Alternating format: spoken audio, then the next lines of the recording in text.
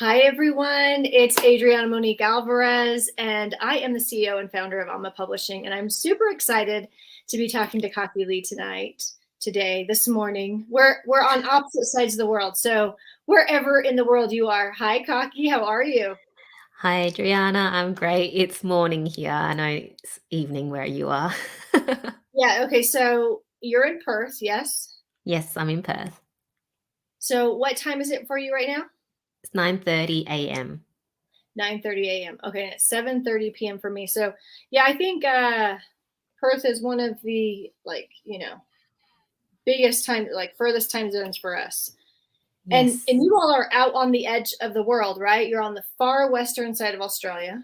Yeah. Yeah. We're the most isolated city in the world.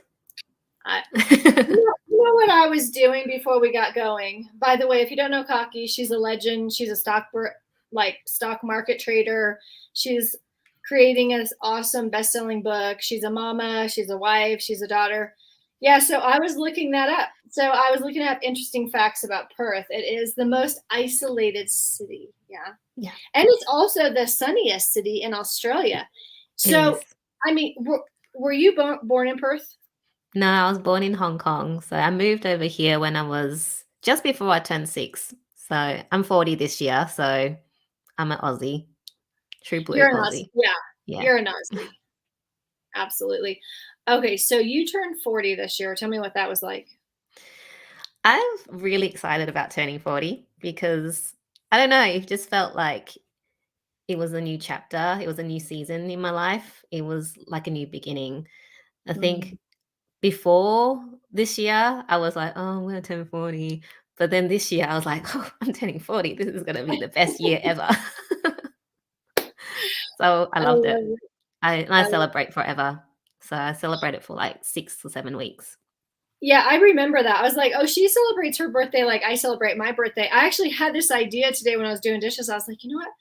I should start celebrating now because I'm turning 45. So I kind of feel like it's like, one of those like big years. Yeah, Because I was like, there's probably things I want to do to celebrate that I can't do in the winter that I could do now, like a that's a hot air great balloon idea. ride or, things like that.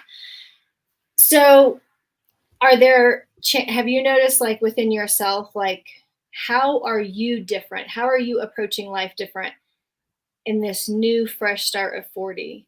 Like, give us like a before and after.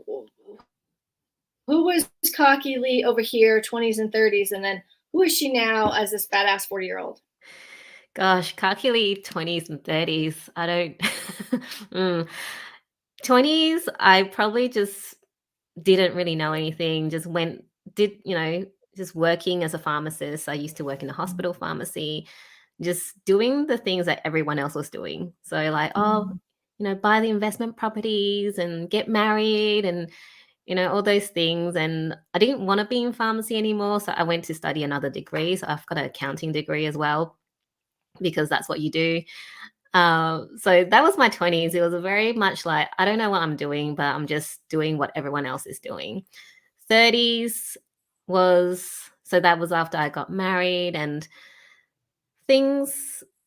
By the way, how old were you when you got married? I was 20 I something. did not prep her. 28 or 29. It Yeah. was a year and 29. So I was 28. Yeah. Yeah. I was 28, turning Okay. 29. Yeah. And then I think I started having a bit of awakening at that during my 30s. So it was a bit of like, oh, starting to question things a bit more. I remembered I went to like this yoga retreat with my girlfriends in Bali, and that just awakened something like a suppressed memory from Mm. childhood that I was wanting to forget forever.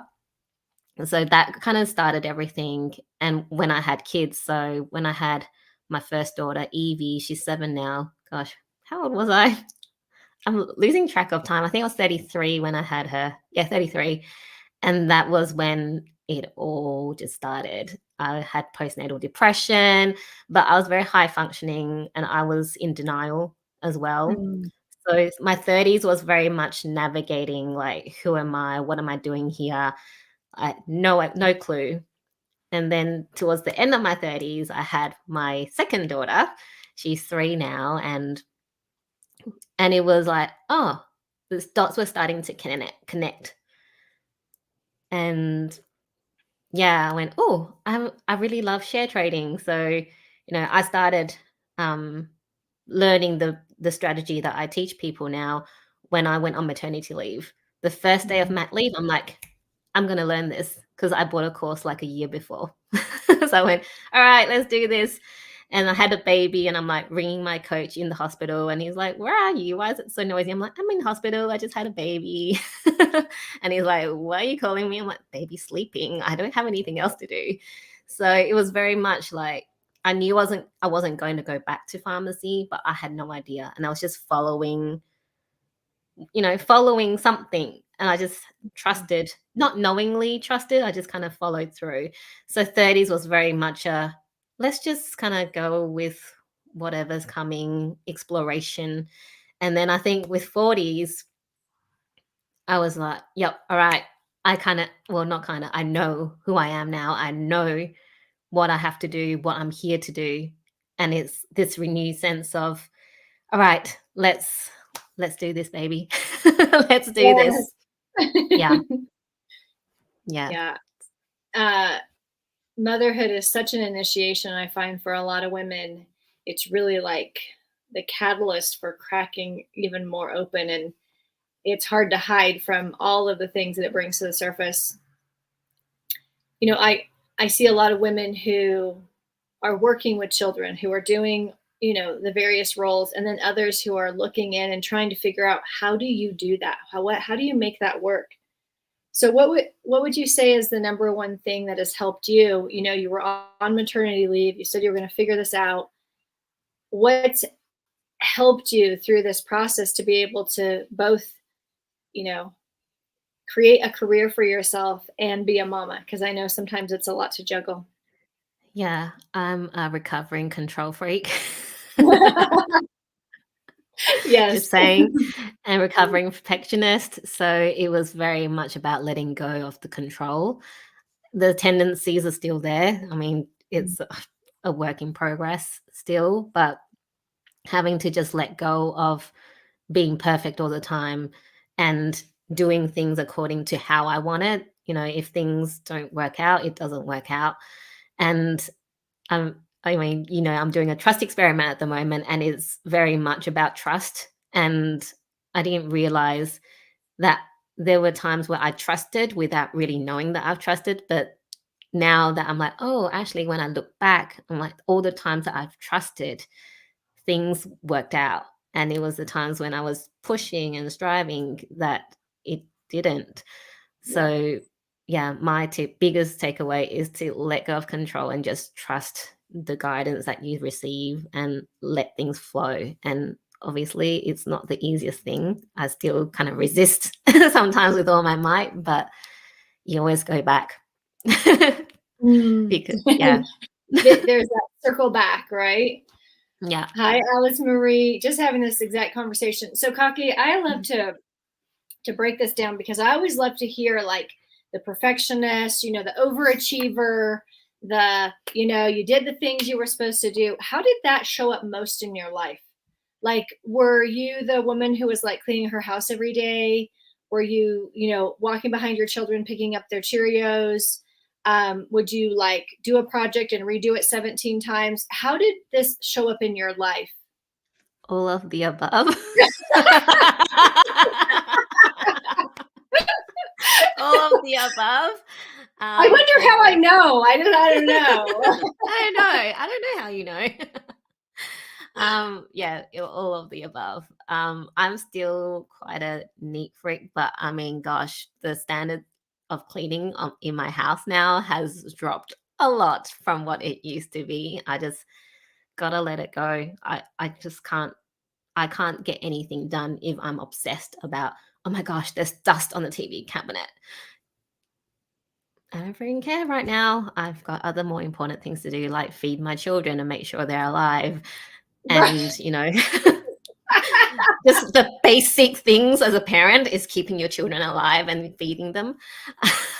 It's true. I find that people who don't have kids, like they don't get that literally for years, that's your job. Just keep them alive one more day. It's like, then you get a gold star, pat on the back, rest your head on the pillow for at least, an hour or two before they come get you and need something. But it's true. It's so true. It's such a good point. It's like, you can obsess about the dust on the TV and how your socks aren't perfectly, folded like they used to be. Or you just got to like keep the ship going, right? Like you said. Otherwise, nothing gets done. But that's how it showed up for me. And just having to be perfect all the time on the outside, like climb the ladder at work before, just everything needing to look perfect so that people think I'm perfect. Oh. And when you said like you were struggling after, having a child, and yet nobody knew, right? I'm guessing nobody would have guessed. No. You didn't ask for support. They didn't offer. You just kept marching on like a good soldier, right? Yep. Exactly. What's the internal dialogue with that? I mean, I know what mine was, but I want to hear yours. Like what? Yeah. What caused it? Mine was it's shameful to not be not be put together, because I've always been, there's the opinion of others and how other people see me. It was I can't let people know that I'm not coping. I can't let people know that, that I'm not perfect.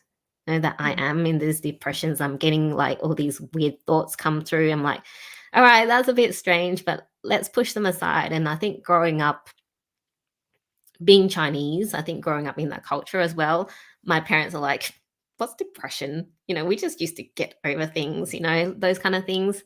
So it was very much like, okay, I can't let anyone know because it's bad if you have depression. Yeah. Yeah. It's the reflection on you, the reflection on your family. Yeah. Yeah. So And I really appreciate you sharing this, because I mean, I know a woman who has a child and doesn't hit some sort of shitstorm, and yet still feels like they have to somehow be the woman they were before they just went through that, right? Before their whole entire life changed. Yeah. I recently saw this post. It said, hold the woman. Don't go over and hold the baby and not do anything for the woman, because the woman is the one who's tired, who's questioning herself, who's lost, who's sad, who's thrown into a whole new loop, right? If we take care of her, if we hold her, then she can hold the baby.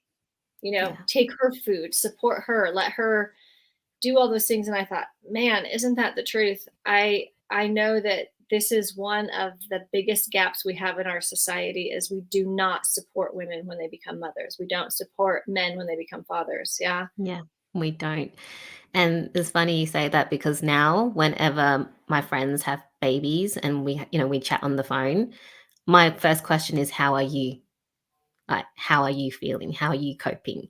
Not like, oh, how's a baby? Or, I just want to check on them because I've been through it. So I just want to make sure people are okay. Yeah, it's true. And it's because you've had that perspective. Exactly, you actually know exactly where they're at, right? Yeah. Whether or not they're ready to say it, you know where they're at. Yeah, definitely. So tell us more about this whole stock thing. I find this so fascinating, right? So for people who are watching, and how did you get into this? Is this something that other people can do? Let's talk a little bit about this, because this is one of those things, for me at least. It's kind of like, I know it exists, I know it happens.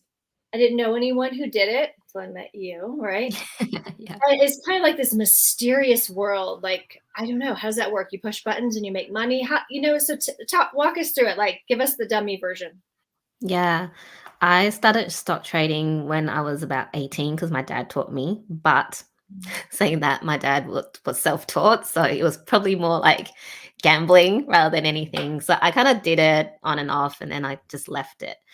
And then fast forward to about a year before I had Maddie, my second child, I discovered like this guy teaching this particular strategy, which is what I teach now, but with my own take on everything. And I went, oh, this is amazing. So that's when I started doing it on maternity leave, and I started, playing with it. And within like 6, 7 months, I replaced my monthly income, like full-time income as a, director of pharmacy. So yeah, so it was like, all right, if I can keep doing this, then I will quit my job like forever. So I did. And that's kind of like my journey of being in this share trading space. So what I teach specifically is a strategy called covered calls. And it's not a like get rich quick and you're going to make a lot of money and lose a lot of money. It's more kind of like a, you know, the tortoise in the I can't remember what that story is Yeah, called, but you know what the I mean. tortoise and Yeah. the yeah. The tortoise and the hare. And so it's very much like, okay, let's build it up every month. Um, Sort of strategy is very easy. All my clients have zero trading experience, and they learn from me, and then they can start trading on their own with getting really good results just from following that. I bring in the most important thing that I bring in, which I haven't found anyone else doing, is bring in the feminine, because share trading is such a masculine thing, masculine industry. And what I discovered was when we bring in the feminine, the intuition, the feminine flow, it just, explodes your earning potential. And so that's what I bring to the table, which is very different from, because the person I learned from was a male and a very masculine, very like passionate Greek men who I love dearly, but you know, not everyone's resonates with that kind of energy. So I really bring in that soft energy into this share trading space and helping people to grow their money without and without spending a lot of time. So I don't do day trading. Day trading is very much like you watch the stock market the whole time it's open and you just keep pressing refresh. Mine is like you spend no more than an hour per week. You're done. Okay, hold on. So for those of you who are watching, how many hours a week do you work? I'm just curious, right? Me? So you do well, not you. I mean them. I'm not I I'm mean like me. she's like so this is let's talk about this part, because this is the part that blows my mind, right? Because we all have, even when we know, like I intellectually know, you intellectually know that you can make money. Like the amount of money you make is not necessarily directly related to the hours you work or working hard, right? So if working hard was the secret, like the silver bullet, first of all, farmers would be way richer than they are, right? So somebody can do this in an hour or two a week, and they can build up an income in this. Yes. Yeah. So For mommies and daddies, what, right? yeah, that's why I'm so passionate with teaching this, because we've been programmed for too long to work hard and hustle for our money, when there are ways that you can literally make money with a few clicks of a button. Yes, the learning process takes a little while, but I mean, gosh, it's freaking worth it. Well, and the thing is like, if we look at the traditional route, people go to college for 4, 6, 8, 10, 12 years, right? To create an income that's probably, comparable to what you're doing, what you're talking about. Yeah. So give us an idea. How long would it take to learn this? Someone has a brand new student, they come to you. Yeah, so it's 3 months with me to learn it. But actually, what I'm doing now is I'm actually doing something where I just spend 2 days with you and we just nut the whole process out.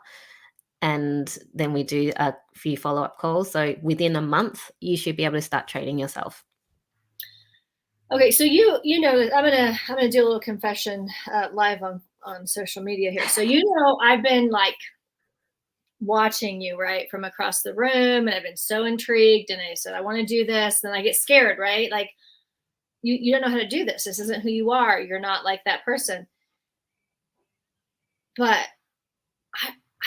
I mean, and then I love this. Like I love I like it when it's like accelerated. Give me 2 days, we dive in, like teach me. Like I'm gonna take everything you got. This is incredible, Kaki. This is incredible. Yeah.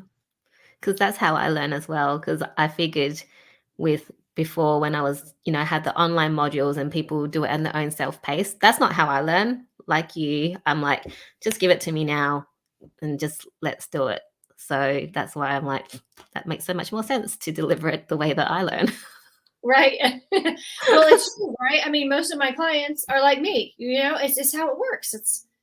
We have a lot of similarities, so I can imagine yours are the same way. Yeah.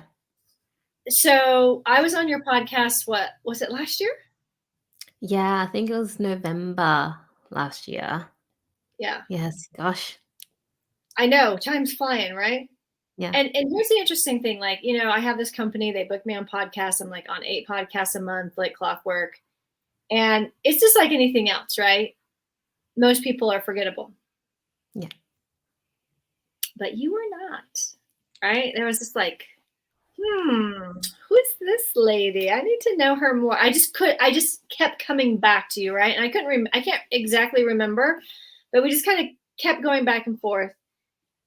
And I remember I was actually in the town across the way, and I just got this idea, like I'm supposed to partner and create a book with an Asian lady.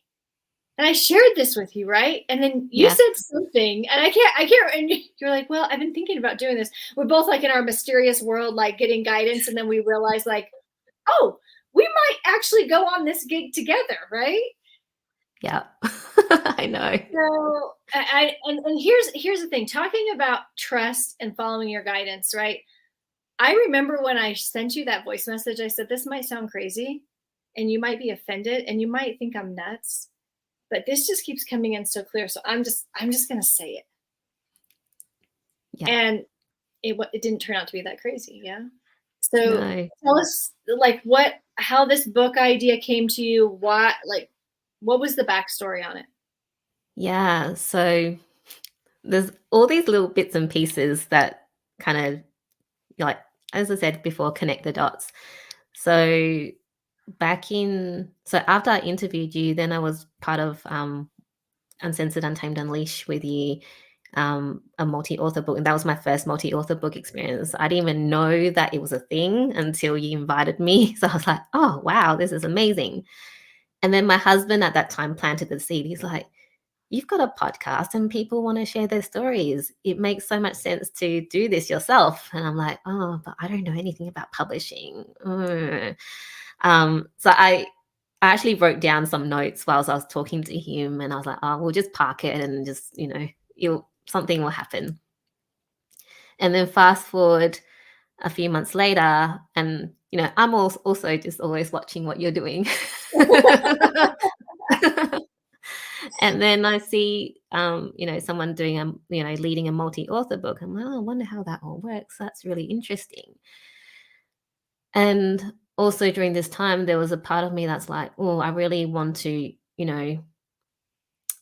this other, I'm doing a book at the moment, but it's not, about Asian women in particular, but, just there was something along between when I first, met you to when we talked about the book that I had to really raise Asian women up, because we've been a culture where women are so suppressed and we are so obedient and we follow the rules and, all those things. And I now know so many Asian women who are badasses, who don't fit the norm of being a good Asian girl, right?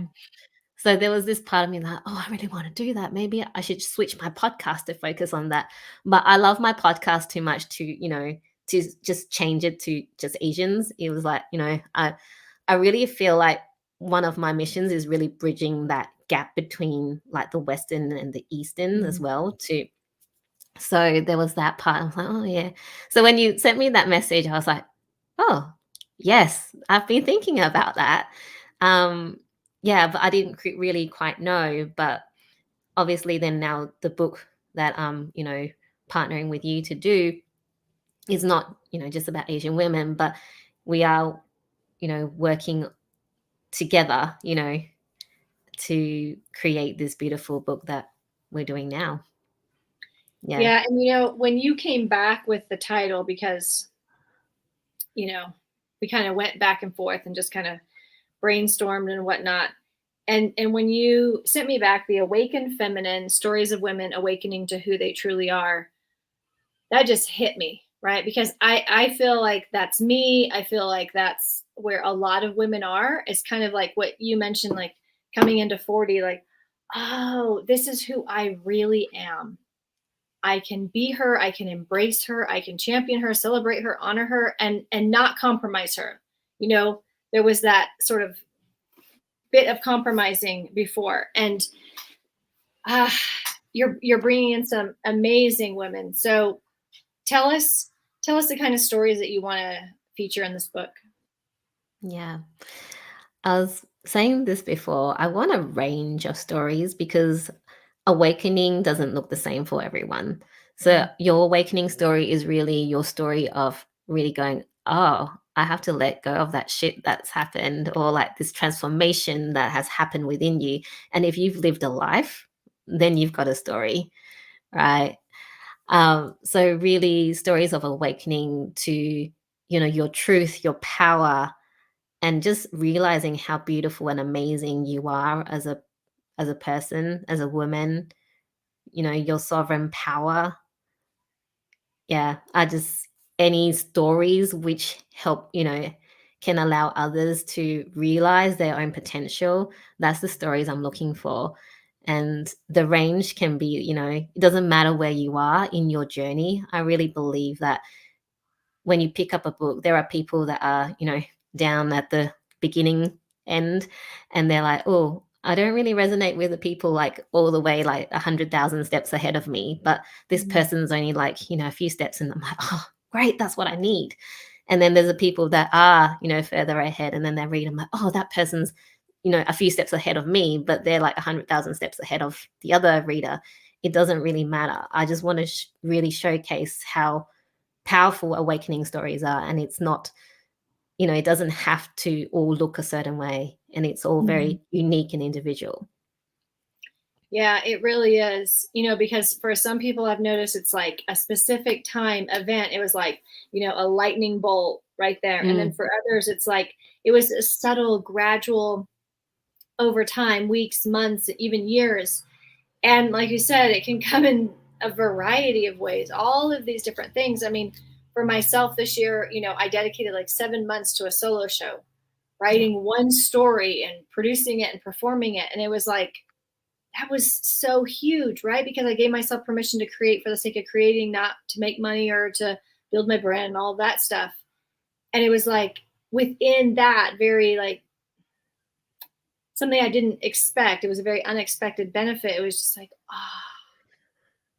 this is what I love about being a woman, my power to create, my ability to create. So tell us how people can connect with you if they want to share their story, if they're curious to hear more. What do you want them to Yeah. do? I hang out the most on Facebook and Instagram, so you can DM me on Facebook or Instagram. Otherwise, on emails, also good. I'm not very good at checking emails, so you're probably best to find me on Facebook or Instagram. Like Let's me. just say Facebook and Instagram. I'm like really bad at checking emails. Don't email her, okay? Yeah, don't email me. Just like Messenger or Instagram direct me. I'm the same way. And I put the link also, if they want to book a call with you, I put that in the description as well. Thank you. Kaki, thank you for, pulling the curtain back and showing us, what it looks like to wear all the hats and to stay true to yourself, to your soul's work, to those that you're here to serve, and also for expanding yourself. There's a lot of people who, you know, might not go from trading to, oh, I'm going to put together a book. You know, you are so expansive. You're so willing to just go where your heart is calling you, and I think that's a beautiful thing. Thank you. Yeah, I did not expect to be doing this, and I just I love it. It's all about trust. Absolutely. Well, I invite you all to, number one, send Kaki Lee some love. Go tell her what you have enjoyed, what aha moments that you had. And if you have a story to share around this topic, if you're awakening to who you really are as a woman and what your purpose and your calling and your gift is here, reach out to her. We'd love to have you. I'm going to be in her book as well. Actually, I think Yeah. this is the last chapter I'm going to write, Kaki. I think this is it. Yeah. Oh, So, wow. you know, when we come together in a book, you share your story, but it's so much more. You come into a community and you come into a whole lot of transformation and expansion, and it's a fast track. It Yeah. absolutely is. So we'd love to have you. You're going to be Yes. amongst some amazing women. Until next time, here's to trusting the process, trusting life, and trusting yourself. Thank you, Kaki. Thank you, Adriana. Bye.